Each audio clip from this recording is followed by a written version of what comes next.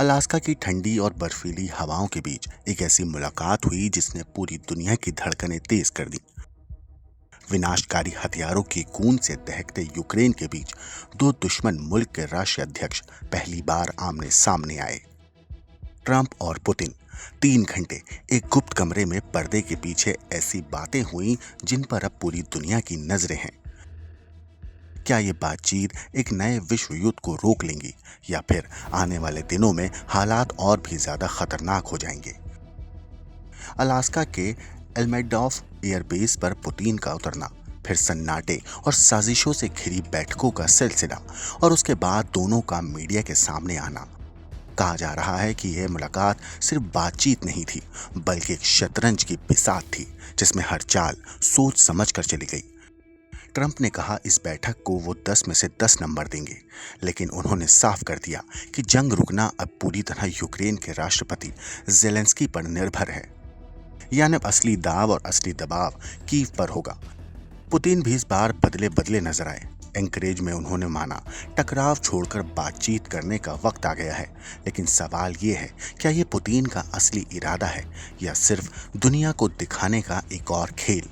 क्योंकि पुतिन ने यह भी कहा अगर 2022 में ट्रंप राष्ट्रपति होते तो ये युद्ध होता ही नहीं।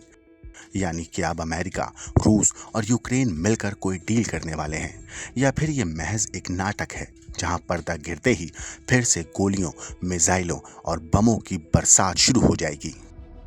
लेकिन दोस्तों, सबसे बड़ा सवाल यही है कि अलास्का की ये मुलाकात दुनिया को बचाने का इशारा है या फिर आने वाले दिनों में हम देखेंगे एक ऐसा मोड़ जो इतिहास को हमेशा के लिए बदल देगा। We had a very productive meeting. There were many points that we agreed on. Most of them, I would say, a couple of big ones that we haven't quite gotten there, but we've made some headway. So there's no deal until there's a deal. I will call up NATO in a little while. I will call up the various people that I think are appropriate, and I'll of course call up President Zelensky and tell him about today's meeting. И вот сегодня мы слышим, когда президент Трамп говорит, что если бы я был президентом, то войны бы не было. Я думаю, что так бы на самом деле и случилось. Я подтверждаю это, потому что в целом у нас с президентом Трампом наладился очень хороший деловой и доверительный контакт, и у меня есть все основания полагать, что, двигаясь по этому пути, мы можем дойти и чем быстрее, тем лучше, до завершения конфликта на Украине. Благодарю вас за внимание.